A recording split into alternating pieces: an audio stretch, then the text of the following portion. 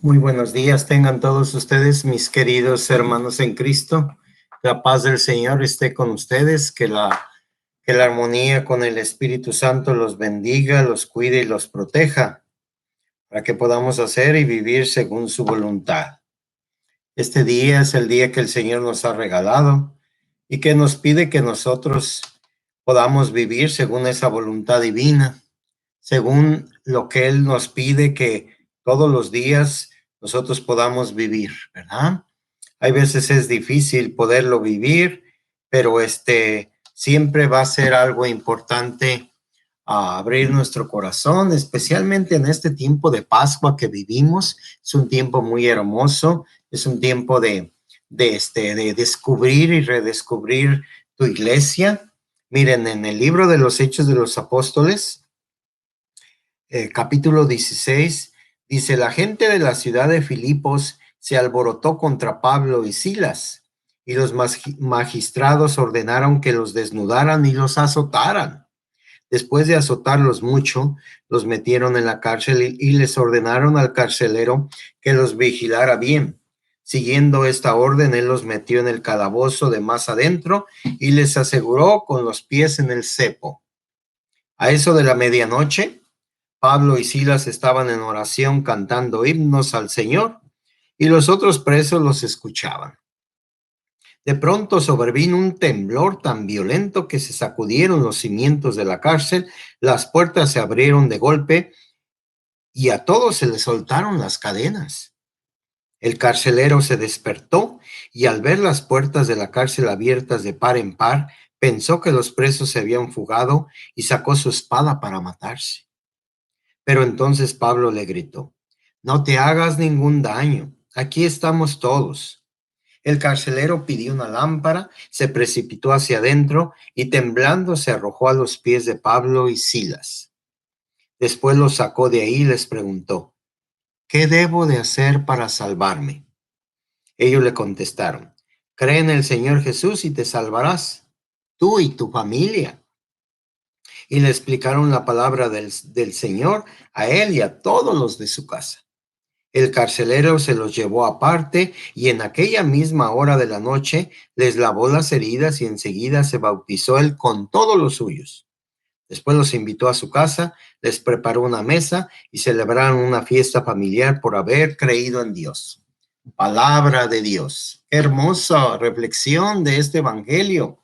¿Qué es lo que le sucede, verdad? Todo lo que le pasa a Pablo y a Silas en esta comunidad de Filipos, que son azotados por las predicaciones y por las revueltas que causaba su palabra, porque entraban en un choque tremendo sobre el paganismo y todos los dioses que ellos tenían. Y obviamente si le hablaba a una comunidad hebrea en Filipo, pues era lo mismo. Entonces era un proceso, fue algo muy, muy fuerte para tu iglesia, cómo el evangelio iba propagándose, pero costó mucha sangre, mucho dolor, mucho sacrificio. Y aquí nos dice que los magistrados lo desnudaron y los azotaron, ¿verdad? Unos castigos humillantes que daban el imperio romano, ¿verdad? Los desnudan y los azotan y los meten a la cárcel, ¿verdad? Y entonces, al meterlos a la cárcel, ellos están contentos, están cantando y alabando al Señor. Y entonces, viene un temblor, ¿verdad? Y en ese temblor se abren las puertas de la cárcel y se caen las cadenas. Y el carcelero se da cuenta de esto y se va a privar de la vida. ¿Por qué se va a privar de la vida el carcelero? Bueno, pues porque si a un carcelero le encargaban al encarcelado, él respondía con su vida. Si se escapaba, le quitaban la vida a él. Por eso es que él se va a quitar la vida. Él es un pobre trabajador, pero le van a quitar la vida de todos modos. Mejor se la quita él. Terrible la forma de pensar, ¿verdad? Entonces dice que oye la voz de Pablo, ¿verdad? Dice: no te hagas daño. Aquí estamos todos. El Señor no es la violencia que que a veces nosotros propagamos y sentimos, ¿verdad? Pablo, no te hagas daño. Cuida, necesitas cuidarte, necesitas protegerte. Y entonces, le hace una pregunta al darse cuenta de todo lo que sucedió. El temblor, se caen los grilletes de que están ellos amarrados al cepo ahí, a la pared, al piso, y entonces se abren las puertas, ellos no se van. Pero ¿qué más es eso? El Espíritu Santo está trabajando en este hombre. Y entonces al trabajar en este hombre dice, bueno, yo quiero salvarme. Podemos pensar que ya había escuchado hablar de Pablo, de su poder de predicar de Pablo, de todo lo que hacía Pablo junto con Silas. Y entonces le contesta, pues cree en el Señor Jesús y te salvarás. Cree en Él. Si creer en Él es cumplir sus mandamientos, ¿ya? No, yo creo en Jesús y ya voy a seguir en mi vida pagana y mi desorden y no.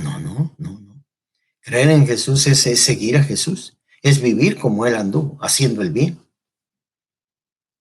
Entonces, después de que le dice eso, dice, te salvarás y tu familia también. Fíjense la importancia de cuando nosotros nos convertimos, cómo impactamos a todas las personas que están en la familia, así como cuando somos pecadores y estamos haciendo mal. En una familia, en una comunidad donde hay mucho chisme, donde hay mucho rivalismo, donde hay mucha traición, mucha mentira, mucha envidia. Es terrible, se están muriendo uno al otro, matándose, ¿verdad? Entonces es igual en una casa, un papá alcohólico, drogadicto, una mamá desordenada, mal hablada, violenta, está destruida, abandona el hogar.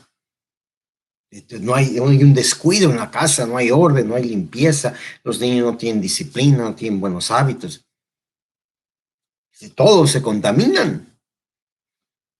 Y cuando empieza el orden, cuando empieza la oración, cuando empieza a trabajar en comunión, todo el mundo cambia, ¿cierto?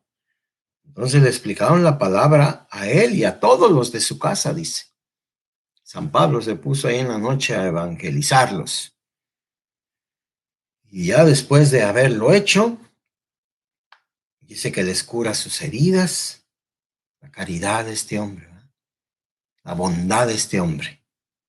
Le curó sus heridas y enseguida se bautizó con todos los suyos. Había niños, probablemente. No debes de bautizar a los niños. Mentira, mentira. La mentira más grande que les inventan para las personas que no conocen la palabra de Dios y no conocen verdaderamente cómo actúa Dios. Tiene que conocerlo en uso de razón. Oh, sí. Como si aceptara a Dios se tratara de uso de razón. Entonces, ¿por qué está pasando tanto con tanto adulto todo este desorden? ¿Ah? No. El bautismo es una gracia de Dios.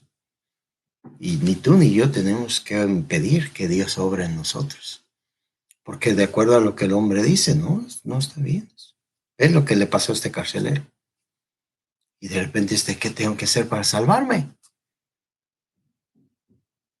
Entonces, se bautiza él y todos los suyos. Una familia que probablemente había infantes. Y en la fe de papá y de mamá, se bautizan. Así somos los católicos. Y recibe el niño el Espíritu de Dios. Y entonces el Espíritu empieza a trabajar en esta criatura. No solamente en uso de razón, mentira, mentir con todos los dientes. Es una parte humana. Hay cosas que sí hay que conocerlas. Tenemos derecho, Dios nos dio el intelecto, pero recibir el Espíritu Santo, nadie puede privar a nadie de eso. Entonces siempre tenemos que recordar cómo nuestra iglesia nació y cómo nuestra iglesia creció, ¿verdad? Cómo nuestra iglesia se ha desarrollado y no va a cambiar. Los niños van a seguir siendo bautizados por la fe de los padres. Los niños tienen la esperanza en una vida nueva, ¿verdad? Asimismo, tenemos que seguir trabajando y tenemos que seguir ayudando a los demás.